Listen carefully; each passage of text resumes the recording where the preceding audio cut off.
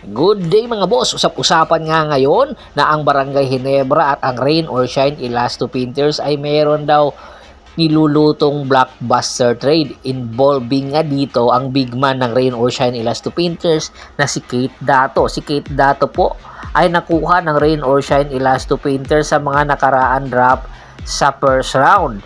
At simula nang pumasok nga ito sa Rain or Shine Elasto Painters, nagpakitang gilas naman po ito, kanya lang nga po ay hindi po sapat ang kanyang pagpapakitang gilas. Nakukulangan nga po dito ang Rain or Shine Elasto Painters at itong si Coach Yang Giao, na kung saan hindi nga po consistent nga ang ipinapakita na performance itong si Kate Dato at minsan nga nagkakaroon pa ng injury dahilan para limited minutes na lang ang kanyang makuha minsan kay Coach Yang Giao. Pero inaasahan na maibabalik neto ang kanyang 100% at mai-improve pa neto ang kanyang mga arsenal dahil badly needed nga siya ng Rain or Shine Elasto Painters. Kanya lang nga po, isa itong big man na meron outside shooting. Minsan kasi kinakailangan talaga ng Rain or Shine Elasto Painters yung nasa ilalim.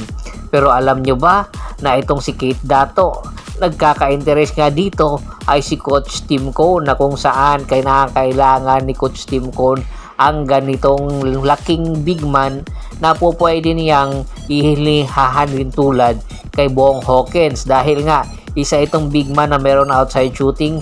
Kinakailangan lang ni Coach Tim Cone na puliduhin itong big man na ito at didiretso na nga ito sa Ginebra. At kasama nga dito ni Kate Dato papunta ng Barangay Ginebra ay itong si Gian Mamuyak. Si Gian Mamuyak, maganda rin po ang ipinapakita sa Philippine Cup or sa nakaraan konferensya, na kung saan nag-average nga ito ng 15 points per game.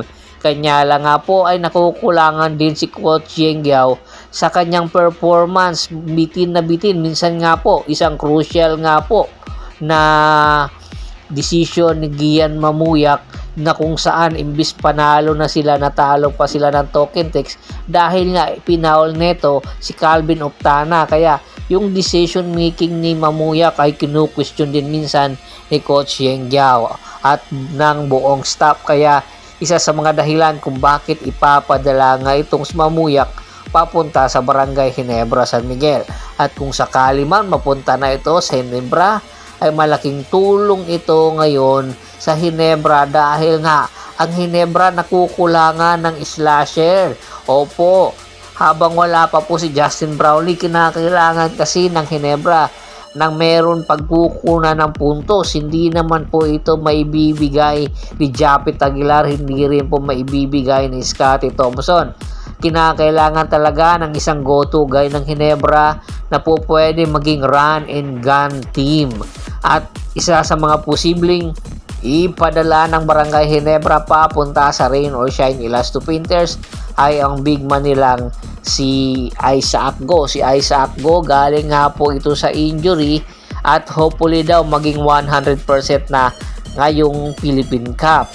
Dahil nga si Isaac Go ang tinitingnan na kulang or magpupuno sa pyesa ng Rain or Shine Elasto Painters, dahil nga po itong si Big Bo Belga ay posibleng magretiro na anytime. Kinakailangan ni Coach Yang Giao nang itatandem kay Bobby Belga, at ito nga ang nakikita nila si Isaac Go. Bago pa man magretiro itong si Bobby Belga, tiyak hinog na itong si Isaac Go na isang big man na meron outside shooting din, na ito nga ang hinahanap rin na player ni Coach Yang Giao, yung mga ganitong tipo kay Isaac Go. Mataas ang IQ, kinakailangan lang ay talagang pabilisin itong si Isaac Go. Tiyak ay merong kalalagyan ito sa Rain or Shine Elasto Painters. Alam naman po natin si Coach Yang Giao, pag kinakailangan mo mag-improve ka talaga.